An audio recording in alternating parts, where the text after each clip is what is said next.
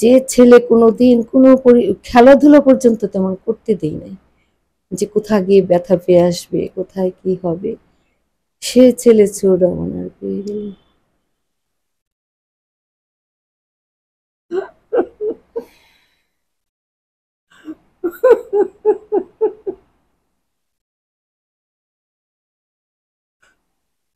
আল্লাহ, আল্লাহ কেন আমাকে এত বড় আঘাত দিল কেন?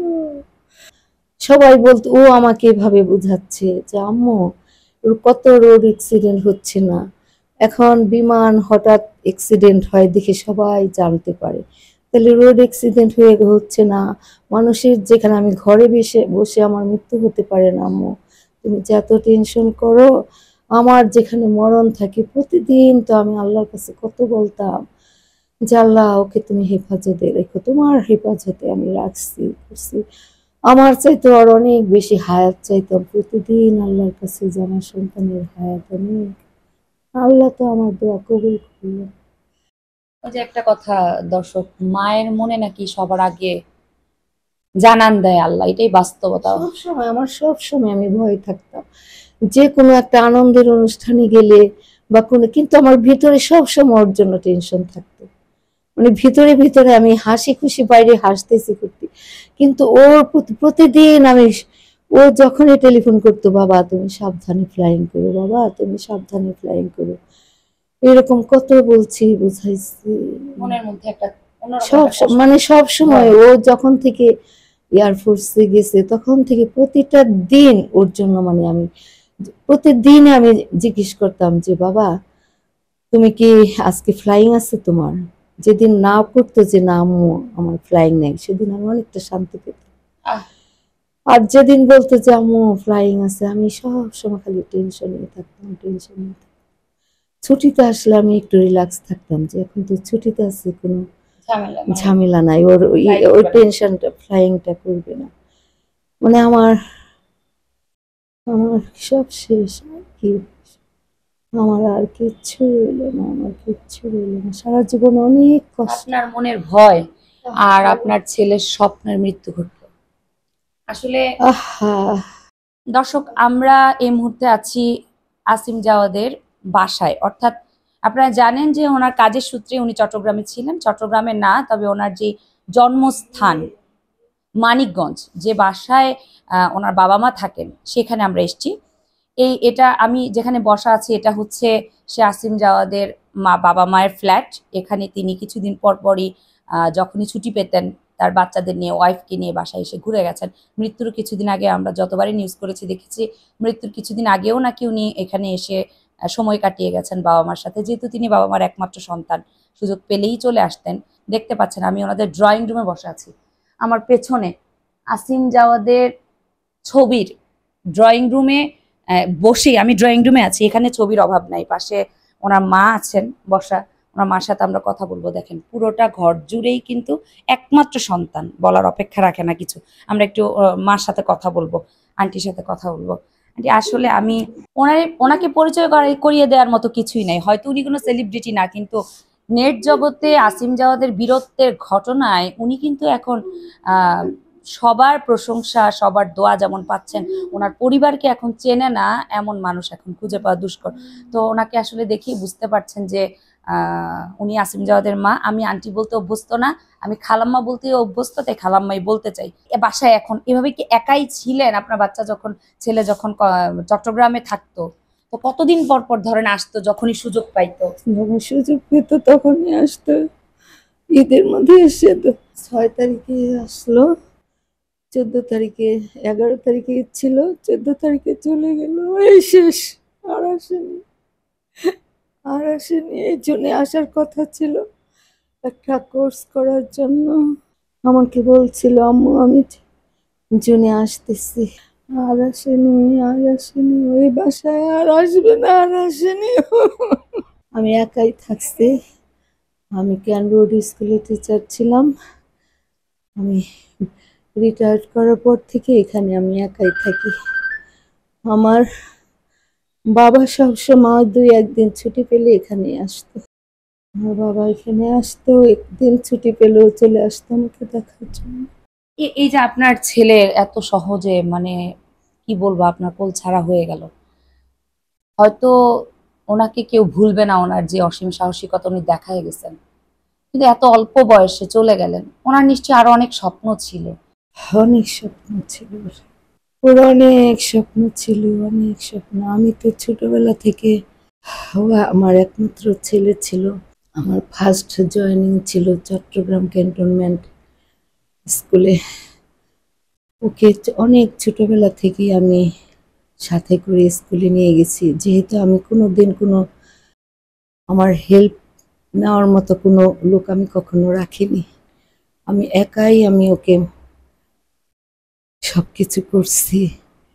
ওকে আমি নিয়ে গেছি স্কুলে, ওখানে আমার টিচাররা অনেক সাহায্য করছে, আমাকে সহায়তা করছে। ওখানে সবার একসঙ্গে ক্লাস থাকতো না। কমন রুমে যখন যে টিচার থাকতো আমাকে হেল্প করছে, আমার সন্তানকে দেখছে ছোটবেলা থেকে। ঘুমালে কমন রুমের টেবিলের উপর ওকে শুয়ে রাখছি। তারপরে যখন ও সব কিছুতেই ফার্স্ট হইতো, সব কিছুতেই ফার্স্ট হয়ে গেল। যখন হাঁটতে শিখলো, একটু বুদ্ধি হলো, কথা বলতে শিখলো, তখন আমি নার্সারি ক্লাসে আমার স্কুলে বসিয়ে রাখতাম অন্যান্য বাচ্চাদের সঙ্গে। যে আসিম ক্লাসে ছোট হলেও ও সব কিছু বুঝে, সব কিছু পারতেছে, ওকে পরীক্ষা কেন দেওয়াবেন না। তখন থেকে পরীক্ষাও দিত। আমি ভাবছি যে একই ক্লাসে এমনি বসে থাক, বাচ্চাদের সাথে পরিচয় হবে, অক্ষর জ্ঞান শিখবে। তারপর দেখা যেত যে ও ফার্স্ট হয়ে যায়। তারপর তারপর আমাকে আর টিচাররা ওকে একই ক্লাসে রাখতে দিতেন না, বলতেন ফার্স্ট হয়েছে কেন ওকে একই ক্লাসে রাখবে। এভাবে ও অনেক অল্প বয়সেই ওই এসএসসি পাশ করে ফেলে। সবসময় ফার্স্ট হতো, সবই ফার্স্ট। বয়সের দিক দিয়ে, পড়াশোনার দিক দিয়েও ফার্স্ট হতো। ওর মতো এত অল্প বয়সে মনে হয় না যে কেউ এসএসসি পাশ করছে। ও সব দিক দিয়ে ফার্স্ট হয়ে গেল। ছোটবেলা থেকেই আকাশে বিমান গেলে আমি পাইলট হব। আমার ইচ্ছে ছিল যে ডাক্তারি পেশাটা, আমার একমাত্র ছেলে, চাকরি করলে দূরে থাকতে হবে, দূরে যেতে হবে। সেই জন্য আমার ছোটবেলা থেকেই ইচ্ছে যে আমি ওকে মেডিকেলে পড়াবো, ও ডাক্তার হবে, স্বাধীনভাবে চাকরি করবে, প্র্যাকটিস করবে। কিন্তু ওর সে যে শখ, সে ইঞ্জিনিয়ারিং, ডাক্তারি সব কিছুতে চান্স পেল। এইটাই যখন চান্স পেল, সে আর কোনো কথা শুনলো না, এখানে আমার কোনো কথা শুনলো না। আমি একদম মানে কোনোভাবেই আমি রাজি ছিলাম না। আর জীবনে কখনো ওকে আমার এখানে মানিকগঞ্জ, আমার বাবার বাড়ি, ছুটি হলে, ওর স্কুলের ছুটি হলে অনেক বাচ্চারা আছে যে নানা বাড়ি বেড়াতে আসে, একা অনেক সময় থাকে নানা নানা নানির কাছে। কোনো দিন এক রাতের জন্য আমাকে ছাড়া থাকে নাই। যখন সে এয়ারফোর্সে ট্রেনিং চলে গেল, এই একমাত্র সে দূরে চলে গেল, তখন আমার দিনগুলো যে কিভাবে কাটছে, এই একই অবস্থা হয়েছে।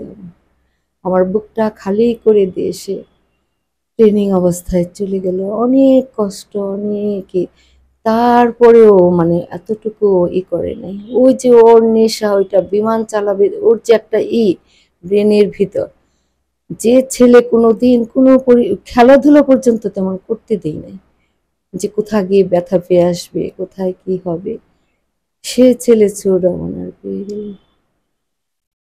সে ছেলে স্যার যত পরীক্ষা হয়েছে আজ পর্যন্ত এয়ারফোর্সে, ইন্ডিয়া গেছে 3 বার, চীনে গেছে একবার, কঙ্গোতে গেছে, বিভিন্নভাবে যেভাবে বিদেশে বলেন, দেশে বলেন, বিমান বাহিনীতে যত পরীক্ষা হয়েছে, ইনস্ট্রাক্টরের ট্রেনিং করলো, ওখানেও মফিজ ট্রফি ফার্স্ট হয়ে জয় করে নিয়ে আসলো। সব কিছুতে ওর অনেক, এখানে তো এই বাসায় সব রাখি না, দু একটা আছে এখানে, সৌরবানারের মফিজ ট্রফি আর অন্যান্য অনেক ওর বাসায় আছে। এগুলো সব মানে জীবনে কোনো দিন এই যে হওয়ার পরে, এয়ারফোর্সে জয়েন করার পরে, জীবনে কখনো কিছুতে সেকেন্ড হয়নি, সব কিছুতে ফার্স্ট, এবং চলেও গেল ফার্স্ট।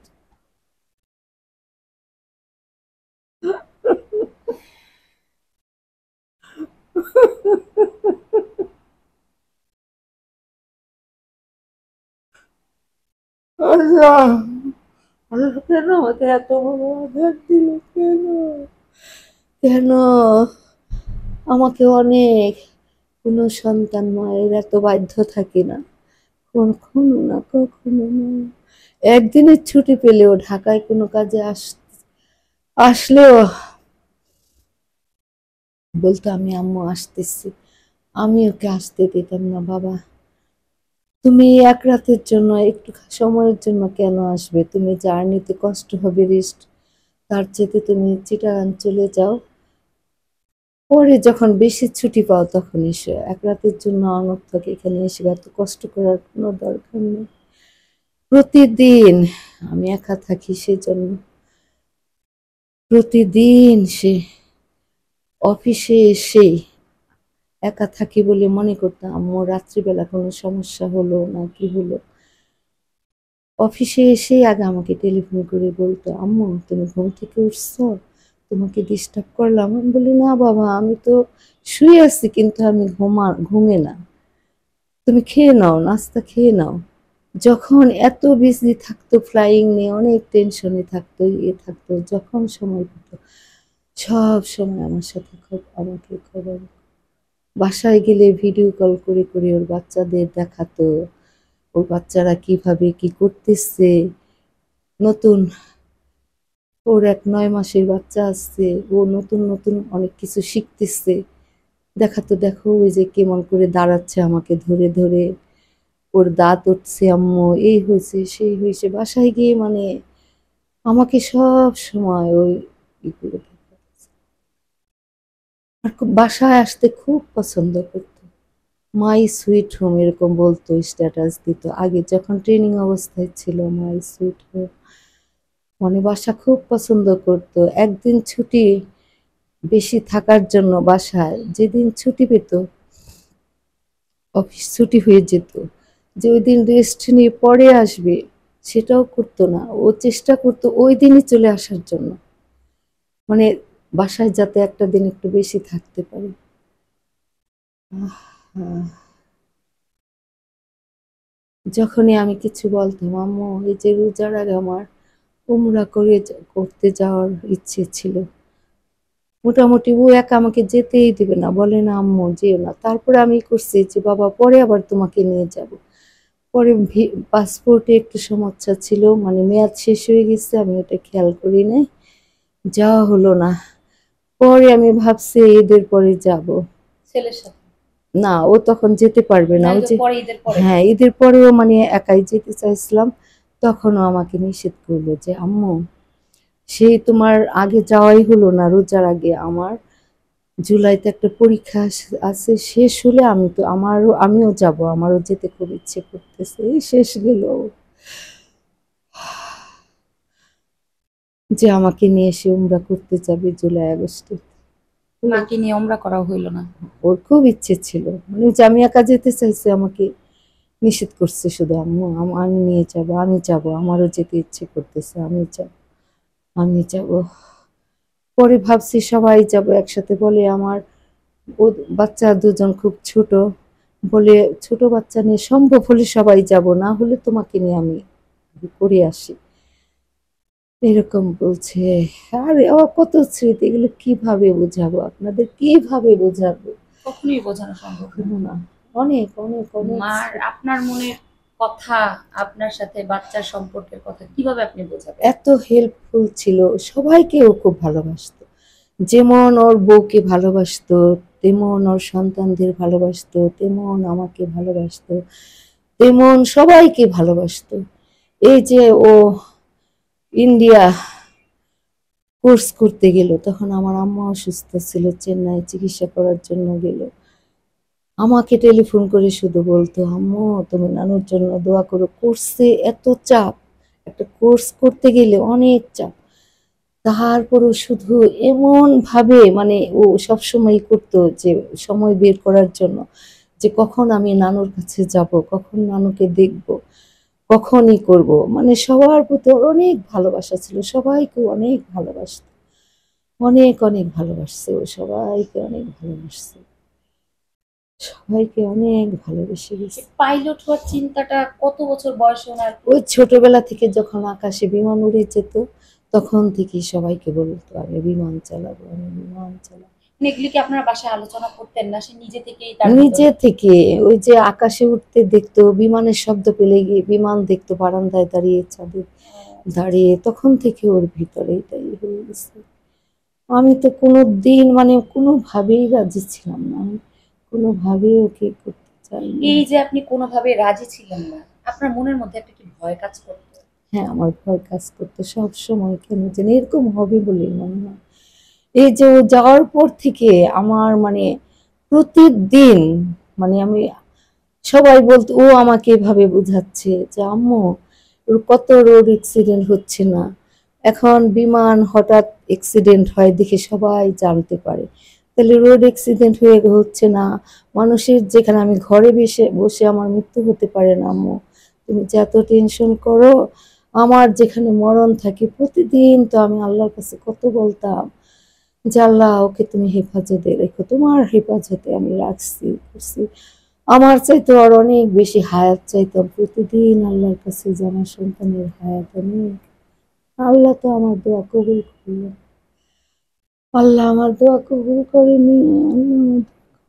ওই যে একটা কথা, দর্শক, মায়ের মনে নাকি সবার আগে জানান দেয় আল্লাহ, এটাই বাস্তবতা। সব সময় আমার, সব সময় আমি ভয় থাকতাম যে কোনো একটা আনন্দের অনুষ্ঠানে গেলে বা কোনো, কিন্তু আমার ভিতরে সব সময় ওর জন্য টেনশন থাকতো, মানে ভিতরে ভিতরে আমি হাসি খুশি বাইরে হাসতেছি করতে, কিন্তু ওর প্রতিদিন আমি, ও যখনই টেলিফোন করতো, বাবা তুমি সাবধানে ফ্লাইং করো, বাবা তুমি সাবধানে ফ্লাইং করো, এরকম কত বলছি বুঝাইছি। মনের মধ্যে একটা অন্যরকম সব একটা কষ্ট। মানে সব সময় ও যখন থেকে এয়ারফোর্সে গেছে তখন থেকে প্রতিটা দিন ওর জন্য মানে আমি প্রতিদিন আমি জিজ্ঞেস করতাম যে বাবা তুমি কি আজকে ফ্লাইং আছে তোমার, যেদিন না করতো যে না আম্মু আমার ফ্লাইং নেই, সেদিন আমি অনেকটা শান্তি পেতাম। আহ, আর যেদিন বলতো যে আম্মু ফ্লাইং আছে, আমি সব সময় খালি টেনশন নিয়ে থাকতাম, টেনশন নিয়ে থাকতাম। ছুটিতে আসলে আমি একটু রিল্যাক্স থাকতাম যে এখন তো ছুটিতে আছে, কোনো ঝামেলা নাই। ঝামেলা নাই, ওর Flight ওই করে। টেনশনটা ফ্লাইংটা করবে না, মানে আমার আমার সব শেষ আর কি, আমার আর কিচ্ছু রইলো না, আমার কিচ্ছু রইলো না, সারা জীবন অনেক কষ্ট। আপনার মনের ভয় আর আপনার ছেলের স্বপ্নের মৃত্যু ঘটলো আসলে, আহা, মানে এই যে ভয় সারা জীবনের জন্য। এমনও ওই বলছে আমি এক সময় ইয়েতে চলে যাব, ওই যে আকাশে কি যেন হয় নাসা টাসার ই করে, এই যে আমার মাথায় আসতেছে না এখন, আমি ওখানে চলে যাব আম্মু, দেখো আমি একদিন ওখানে আমি করে আসবো। আহ, হ্যাঁ, আমরা ওনার একটা ইন্টারভিউ দেখছি আপনার ছেলের, সে বলতে, উনি ওখানে বলছিলেন যে আমার মা সবসময় ভয় পেত আমি আকাশে একটু না, আমি ধরেন। একদম কোনোভাবে আমি ও যাওয়ার পর থেকে মানে আমার জীবনের সব আনন্দ শেষ হয়ে গেছে, অনেক টেনশনে, কেউ কাউকে কেউ আমার ভিতরেরই বুঝতো না, এটা আমি মা আমার ভিতরের আমি কাউকে বোঝাতেও পারতাম না, সবার সাথে হাসি খুশি থাকছি থাকছি, কিন্তু কাউকে বোঝাতে পারতাম না যে আমি অনেক টেনশনের মধ্যে আছি, একটা ভয়ের মধ্যে আমি আছে। ভয়ের মধ্যে, আমার ছেলে প্রতিটা দিন কখন ই হয় কেন জানে আমার ভিতর থেকে সব সময় এটা আসতো, আল্লাহই আপনার মনের ভিতরে এটা, কেন এরকম করলো, আর আমার আল্লাহ এভাবে ছেলেটা নিয়ে যাবে। কখনো এত সহজ সরল ছিল, এত সাদা সিধা জীবন যাপন করতো, এই যে এখানে আসলে মসজিদে নামাজ পড়তে যাবে, ও একজন অফিসার, কখনো আসে না যে শুক্রবারে আমি নামাজ পড়তে যাচ্ছি একটু একটু পাঞ্জাবি পরি পাজামা পরি সুন্দর করে যাই, আমি বাসায় যে টি শার্ট পরে থাকতো, যে এটা পরে থাকতো প্যান্ট বা ট্রাউজার। ট্রাউজার, সেটা পরে অমনি চলে গেছে নামাজ পড়তে, কোনো ই ছিল না, কেউ বুঝতেও পারতো না যে ও একজন অফিসার পাই। এই যে রিক্সায় উঠলে কখনো গাড়ি নিয়ে এখানে আসতো, কিন্তু ওর মেয়েটা আবার রিক্সায় ঘুরতে খুব পছন্দ করতো, এখানে আসলে কখনো গাড়ি যে এসে যে গ্যারেজের ভিতর ঢুকাতো, আর মানে কখনো গাড়িতে কখনো কোথাও ঘুরতো না, সে রিক্সাদের কখনো রিক্সায় উঠেই মামা মামা করতো রিক্সা ড্রাইভার। রিক্সা চালককে, কখনো মানে কারোর সাথে কখনো এ করতো না। এই যে ব্যাংকেই বলেন কোনো অফিসে কাজ করতে গেলে কয়েকজন এসে আমাকে কয়েকদিন বলছে আমি তো জানি না ও ব্যাংকে গিয়ে কি করে না করে। বলে কি, রিফাতকে দেখলাম সে জনগণের সাথে লাইনে ধরে দাঁড়িয়ে আছে। আমার সাথে দেখা হলো, যে রিফাত তুমি এইখানে কেন, তুমি ম্যানেজার সাহেবের রুমে গেলেই তো তোমার সব কাজ করে দেয়। বলে না, অসুবিধা নাই। এরকম ৩-৪ জনকে মানে ব্যাংকে ওরকম দেখছি, মানে এত সাদা সিধা, এত ছিল, মানে ওর কোনো ছিল না যে আমি, কেউ বুঝতেও না, এই জন্য ওর এটা কেউ বুঝতেও পারতো না। আমিও তো কখনো এত করে এখানে মানিকগঞ্জ শহরে থাকছি, করছি। আমার এখানেই আমার বাবার বাড়ি, এখানেই আমার জন্ম। আর ওর দাদার বাড়ি হচ্ছে গোপালপুর, ওখানে মাঝে সাঝে হঠাৎ যাওয়া হতো, কারণ আমিও সার্ভিস করতাম। আপনার সন্তানের জন্ম কি মানিকগঞ্জ? মানিকগঞ্জ না, চিটাগাং। চিটাগাংয়ে? আচ্ছা, আমার, হ্যাঁ, আমি, ওর আব্বু এখানে মেডিকেল কলেজ থেকে পাশ করছে, আমিও ওইখানে সার্ভিস করছি। চিটাগাং বোর্ড স্কুলে 13 বছর করছি, তারপরে এখানে সাভার ক্যান বোর্ড স্কুলে, এখান থেকে আমি রিটায়ার্ড করছি।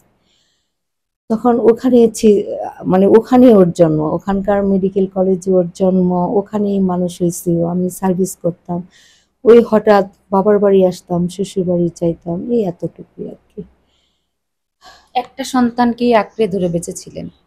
আসলে এই যে আহা, বললেন একজন হেল্পিং হ্যান্ড রাখেন নাই, ইচ্ছে করেই রাখেন নাই না?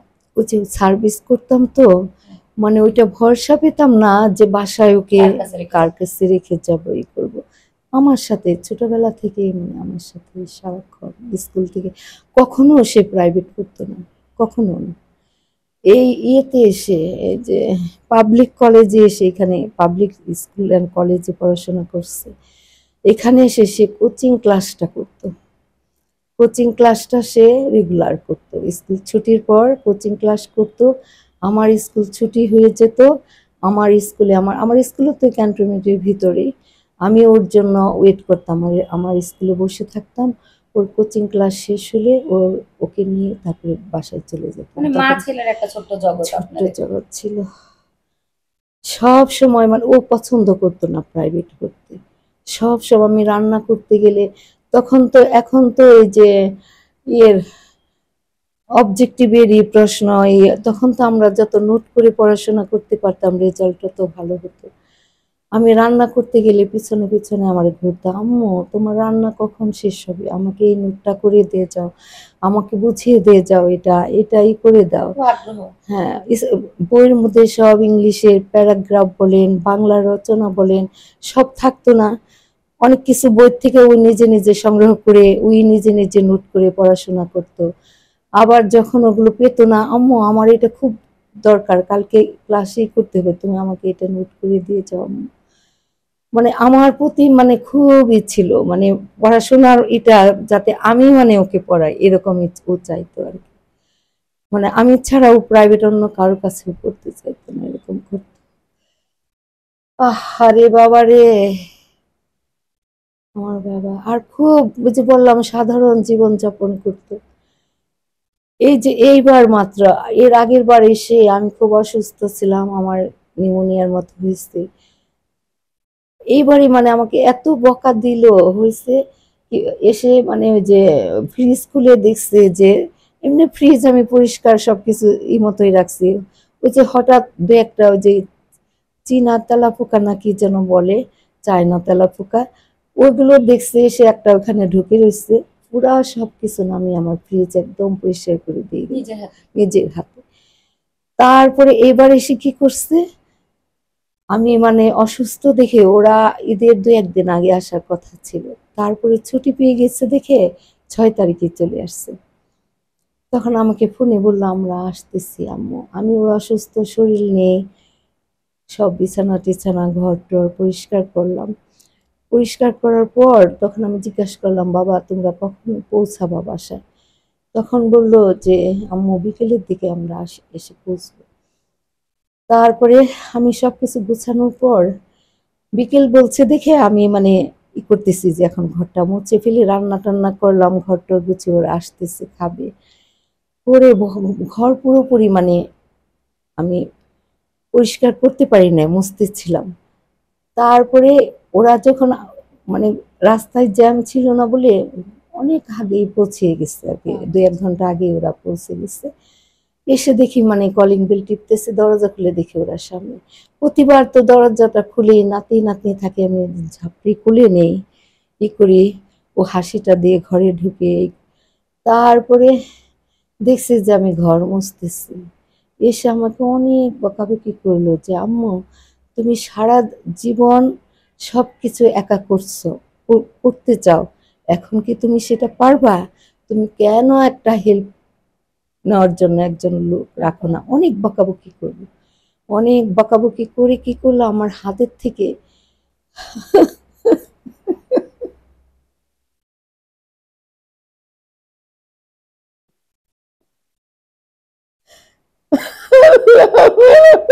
আর আসবে না, আমার বাবা আর আসবে না, আমার বাবা আর আসবে না,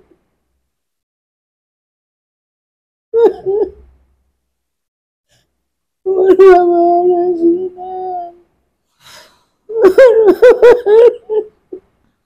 আপনি আমার এটাই হাতে থেকে, বলতেছিলেন। আমার হাতে থেকে জোর করে ন্যাকড়াটা নিয়ে গেল। তুমি তাড়াতাড়ি বাথরুমে ঢুকো, তুমি গায়ে পানি দিয়ে ড্রেস চেঞ্জ করে আসো, ওকে ওদেরকে কুলে নাও। একদম এত দূরের থেকে সে ড্রাইভিং করে আসছে চিটাগাং থেকে, কোনোদিন ড্রাইভার রাখে নাই, কোনোদিন ও নিজে নিজেই গাড়ি চালিয়ে এত দূরের থেকে আসছে। আমাকে কথা কোনোভাবেই শুনলো না সব সময়। তারপরে কি করতো, ঘরে বাচ্চা আছে, যদি দেখতো এখানেও সামান্য একটু ময়লা পড়ে রয়েছে, চট করে টিস্যুটা এনে উঠিয়ে নিয়ে মানে পরিষ্কার করতেছে, এখানে পরিষ্কার করে ওখান থেকে ময়লাটা টিস্যু দিয়ে উঠিয়ে নিয়ে, মানে সারাক্ষণ। এই যে আমি ওর বাসায় গিয়ে থাকছি, সারাক্ষণ বাচ্চারা তো ই করবে, এলোমেলো হবে, এসেই মানে গুছাচ্ছে, এই করতেছে সেই করতেছে নিজের হাতে। এই যে সারাদিন টায়ার্ড থাকছে, অফিস করে আসছে, বাসায় এসে কোনোই নাই। ওই যে বললাম বউকে যেমন ভালোবাসতো, সন্তানদের তেমন, সন্তানদের ডাইপার পরানো থেকে শুরু করে ছোটবেলা থেকে মানে সব কিছু করতো, মশারি বিছানায় মশারি টানানো এই করা সব কিছু করে দিত। সারাদিন অফিসে কাজ করে আসতো, টায়ার্ড থাকতো, তারপরে সবার প্রতি এত ভালোবাসা যে বাচ্চাদের সব কিছু নিজে করতে চাইতো, সব কিছু নিজে। এই যে কিছুদিন আগে যে বাচ্চাটা হলো, 9 মাস আগে আমি গেলাম, ও কিছুদিন ছুটিতে ছিল, সারা রাত মানে জেগে জেগে, কারণ ওর ওয়াইফ সিজারে বাচ্চা হলো, মানে সব যত্ন, মানে ও মানে এই বাচ্চাদের চেঞ্জ করতেছে, পরিষ্কার করে দিচ্ছে, মাশাআল্লাহ, খুব ভালো বাবাও ছিল। হ্যাঁ, ভালো ছেলে, ভালো স্বামী, ভালো বাবা। সব কিছু ছিল, সব কিছু, সব দিক দিয়েও সব, এতটাই বড় করে না। বাচ্চাটা তো বাবা টাবা ডাকতে পারে। না, বড় বাচ্চা তো 6 বছর, স্কুলেও যায়, তারপরেও কিছুই বুঝতেছে না, মানে এই যে বাবা যে এখানে নাই। থেকে গেল কিছুই বুঝতেছে না। আর ছোট বাচ্চাটা যে বললাম জন্মের পর থেকে তো বাবাকে দেখে, বাবাই মানে সব কিছুই করে, ওর অফিস থেকে এসে মানে বাবা ওকে সঙ্গ দেয়, এই করে। তারপরে মানে ছোট বাচ্চাটা দেখে কেমন যেন খালি বাবাকে খুঁজতেছে, মানে এই যে আমরা কোলে নিচ্ছি করতেছি মানে কোনো ই না বলতে মানে। পারে না কিন্তু বোঝাতে হ্যাঁ যায়। হ্যাঁ, বোঝাতে চায় যে মানে বাবাকে যে খুঁজতেছে, ওই জিনিসটা বোঝা যাচ্ছিল। ওইটা মানে ও যাতে বোঝে যে আমি থাকি, এসিতেই তার থাকি, শান্তি কিন্তু পাবে। আমি থাকি নাই আসলে। হুম। তখন ওই বলে কি আম্মু তোমার রুমেও ওই পোর্টাল এসিটা ই করে নাও, সেট করে নাও। হঠাৎ ওরা আসলে তখন আবার আমার কষ্ট হবে, ওইটা মনে করে বলতেছে যে আম্মু ওইটার আমার এটার আবার বাসা চেঞ্জ করার সময় কি একটা পার্টস যেন নষ্ট হয়ে গেছে, ওইটাও ওখানে সংগ্রহ করছে, করে বলতেছে আম্মু, ওইটা জিজ্ঞেস করার জন্য অফিসে গিয়ে আম্মু আমি কি এইটা সুন্দরবন কুরিয়ার সার্ভিসে পাঠালে দিলে ভালো হয় না কিভাবে বলো? তখন আমি একদম নিষেধ করলাম, আমি বললাম আব্বু তোমার এখানেই তো আমি ঘুমাচ্ছি, আর এখন অনেক ঠান্ডা, আমি ফ্যানও চালাই না, এইভাবে ওকে বোঝালাম যে এখন অনেক ঠান্ডা বাবা, তুমি ওইটা পাঠাইও না। তখন বলে কি ঠিক আছে তাহলে আমি জুনে আসতেছি, আসার সময় নিয়ে আসবো, তোমার এটা আমি সেট করে দিয়ে আসবো। এইভাবে মানে এই লাস্ট ওর সাথে মানে ফ্রি ভাবে কথাটা হলো। ওদিনে ওদিনে। ওদিন না, ওর আগের দিন। আচ্ছা। তারপরে রাত্রিবেলা আবার ওর বউ আমাকে ভিডিও কল দেখালো, বাচ্চাদের কথা বলতেছিলাম, বাচ্চাদের ও পাশে বসে দেখলাম ওই যে ই করতেছে, ল্যাপটপে কি যেন কাজ করতেছে। ওই তখন ওর সাথে আমার আর কথা হয় নাই, ওর বাচ্চাদের সাথে কথা হয়েছে, ওর ওয়াইফের সাথে কথা হয়েছে, কিন্তু ওর সাথে আর কথা হয় নাই। তা ও তো আগের দিন যেদিন মারা যাবে সেদিন দিনের বেলা কথা হইলো এ ছেড়ে নিয়ে, কিন্তু রাত্রিবেলা আমার আর কথা হয় নাই ওর সাথে। তারপরের দিন সকালবেলা যে বললাম অফিসে গিয়ে ও ফোন করতো, তখন আমি 9টা না 10টার দিকে উঠছি। তখন আমারও খেয়াল নাই যে এখন কয়টা বাজতেছে, ও এখনো ফোন করলো না না।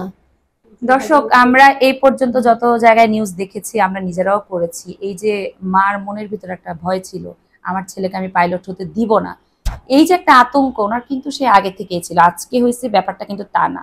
ওই যে বললাম, আল্লাহর তরফ থেকে ওনার ভিতরে একটা জানান দিয়েছিল যে হয়তো বা আমার ছেলেটা যদি কোনো ক্ষতি হয়ে যায়, উনি বাইরে নাকি খেলতেও যেতে দিত না ছেলেকে, ব্যথা পায় যদি। দেখেন, আল্লাহ তার চলে যাওয়াটাই ভাবেই রাখছে, যেই ভয় মা পেত ঠিক সেই ভয়েই কিন্তু ছেলেটা চলে গেল। একই সাথে একটা ছেলের যে স্বপ্ন, সে সমস্ত স্বপ্ন সে বাস্তবায়ন করছে। অল্প বয়সে বিয়ে করছে, অল্প বয়সে বাচ্চার বাবা হয়েছে, দুইটা সন্তানের বাবা। একটা বাচ্চার বয়স 6 বছর, একটা বাচ্চার বয়স 9 মাস। এর মধ্যে শুনলেন এতক্ষণ প্রত্যেকটা ক্লাসে সে ফার্স্ট হয়েছে, তার জীবনে কোনো ফেইল শব্দ নাই। মায়ের খুব বাধ্য সন্তান, এত গুণ আল্লাহ ভিতরে দিয়ে দিছে, হয়তো তাকে তাড়াতাড়ি আল্লাহর কাছে নিয়ে যাবে বলে। তার আসলে কিছু বলার নাই। কিছু বলার ওনার আমার ভাষাও নাই ওনাকে আমি কিছু বলার। এতটুকুই বলবো, আল্লাহ ওনাকে ভালো রাখুক, মাকে ধৈর্য ধরার ক্ষমতা আল্লাহ দিক। মার মনে শান্তি একমাত্র আল্লাহই দিতে পারবে। তারপর আমরা একটু দেখি ওনার বাসায় যেহেতু আসছি, যে রুমটাতে এসে থাকতো, একটু আপনাদেরকে ছবি দেখাবো। ওনার কাজিন আছে, কাজিনের সাথে কথা বলবো। তো খালাম্মা, আমিও আপনার যদি কোনো রকম প্রশ্ন করে মনে কষ্ট দিয়ে থেকে আমারও মাফ করে দিয়েন। একটু কথা বললাম, একটু ভালো লাগছে, তখন একটু হালকা লাগছে। এইটাই। অনেকে অনেকে বলে, কমেন্টস করে, আপনারা কেন মাকে প্রশ্ন করেন? আমি বলি যে আপনি একা ঘুমরে কাদার থেকে একটু শেয়ার করলেন আপনার বাচ্চার কথাটা, ভাল লাগবে, একটু মনটা হালকা হবে। কি করবেন? আপনারে আমাকে সবাইকে তো আপনি তো ভালো জানেন, চলে যেতে হবে, আপনিও যাবেন আপনার ছেলের কাছে। যাওয়ার সময় এটাই হচ্ছে সবচেয়ে বড় কথা। সারাটা জীবন শুধু কষ্টই করে গেল। এই যে ট্রেনিং অবস্থাটা কি কষ্ট, তারপরে এই যে সার্ভিস করতেছে কত কষ্ট, প্রতিদিন 3বার 4বার করেও ফ্লাইং করে, নাইট ফ্লাইং থাকে। মানে এই যে কষ্ট, ব্যস্ততার মধ্যে সময় পায় নাই, যতটুকু সময় পেয়েছে ও তো ওই যে বলছি সবাইকে ভালোবাসছে। ও চেষ্টা করছে ঘরে এসেও বাচ্চাদের নিয়ে সময় করার, বাচ্চাদের ও নিজের হাতে একটু বাচ্চাদের সেবা করবে, করবে, ওর মনে সব সময় এটা একটা থাকতো।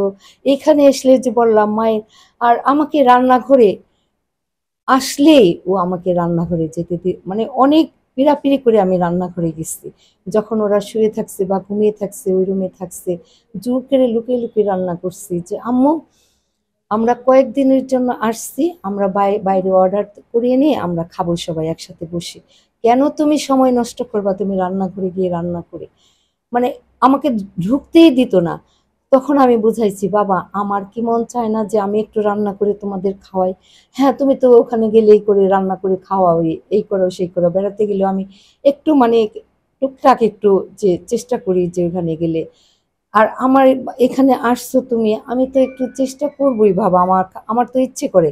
হ্যাঁ বাসায় রান্না করা খাবার আমি তো খাই, আমি একটু এখানে একটু বাইরে সবাই এই যে আসলে মানে বাইরে এতে গিয়েও খাইছি আমরা মাঝে মাঝে। এই যে এবার ঈদের দিনও, এবার অবশ্য ঈদ আসলো যে ঈদের দিন আমার আম্মা যে মারা গেছে 1 বছর আগে, আমার আম্মার কবরে নিয়ে গেল আমাকে, বলে চলো আম্মু ঈদের দিন আমরা সবাই গেছি, আমরা ছেলের বউ বাচ্চারা আমি সবাই গিয়ে গিয়ে আম্মার কবর জিয়ারত করে এসে ঘুরে টুরে বাইরে খেয়ে টেয়ে আসলাম। মানে চাইতো না যে আমি, ওরা আসছে আমি ওদের নিয়েই থাকি, ব্যস্ত থাকি, রান্নাঘরে যেন না ঢুকি। মানে এরকম মানে খুব মানে আমাকে কেয়ার করতো, আমার মা ভক্ত মানে সবার প্রতি সে ছিল, দায়িত্ববান ছিল। কিন্তু মানে ওইটা করতো না যে আমরা আসছি আমার মা কষ্ট করুক, রান্নাঘরে গিয়ে সময়টা নষ্ট করুক, সেটা চাইতো না। চাইতো না যে আমাদের সাথে সময় দেখবো, সেই করুক সেই করুক, মানে এইরকম মানে খুবই বাচ্চাগুলিও কি খুব বাবা বাবা করে না? হ্যাঁ এখন কিন্তু কিছুই বুঝতেছে না, বাবার জন্য জীবন। এখানে এসে আসলে আমার ছেলে বলতো কি যাও আপুর কাছে, আমাকে আপু ডাকে ওর বাচ্চারা, যে যাও আপুর কাছে গিয়ে তোমরা ঘুমাও, মানে বড়টাকে বলতো, বড়টা বুদ্ধি হয়েছে যা আপুর কাছে ঘুমো। বেশ, ওর বাচ্চারাও আমাকে খুব ভালোবাসে ছোটবেলা থেকে। ও, আমি তো আমার নাতি, তখন তো নাতিন একটাই ছিল আমার, আর ছেলে একমাত্র ছেলেরই। মানে আমি যেমন ওদের অনেক ভালোবাসছি ওই মেয়েটাকে, আর বাবুটা হওয়ার পরে তো তেমন সময় দিতে পারি নাই, ওই 3-4 বার গেছি আর কি। কিন্তু মেয়েটাকে সময় অনেক সময় দিচ্ছি, অনেক ওরা এসে থাকছে। আমার ছেলে যখন ইন্ডিয়া কোর্স করতে গেল তখন ওই বাবু নিয়ে বউ ওইখানে থাকছে, মানে অনেকভাবেই থাকা হয়েছে। সেটাই বলি, কিন্তু ওর বাবার এত ভক্ত ছিল যে আমার কাছে গিয়ে গল্প করছে, ঘুমাবে করবে, কিছুক্ষণ পরেই বলে কি, আপু আমি বাবাকে মিস করছি। মানে বাবার সাথেই ও ঘুমাইতো সবসময়, বাবার গলা ধরে। তখন আমি চট করে আবার ওকে নিয়ে দিয়ে যেতাম, বলি কি আব্বু দেখো ওই যে তোমাকে মিস করতেছে, তোমার কাছে ঘুমাও। মানে এইরকম, মানে বাবার জন্য মানে খুব ছিল বাবা। সেই মেয়ে কিভাবে ওরা এখন বুঝতেছে না, মানুষজন দেখতেছে সবকিছু করতেছে, কিন্তু যখন মানে ওদের সংসার হবে, মানে সংসারে বসবে, আবার একা থাকবে, তখন মানে বাবার কথা অনেক। ওই ছোট বাচ্চাটা পর্যন্ত অফিস থেকে আসলেই নাকি ওই বাবা ঘরের রুমে ঢুকলে কাপড়ও চেঞ্জ করতে দিত না, মানে বাবার কাছে আসার জন্য মানে কান্নাকাটি শুরু করে দিত। অনেক ছিল। আহা, ওর ফার্স্ট ডাকও ছিল আব্বা আব্বা, এখন পর্যন্ত আব্বা আব্বাই ডাকে। ওর মা বলতেছিল যে দেখেন আম্মু আমাকে একবারও ডাকে না, ওর মুখের মধ্যে শুধু আব্বা আব্বা আব্বা।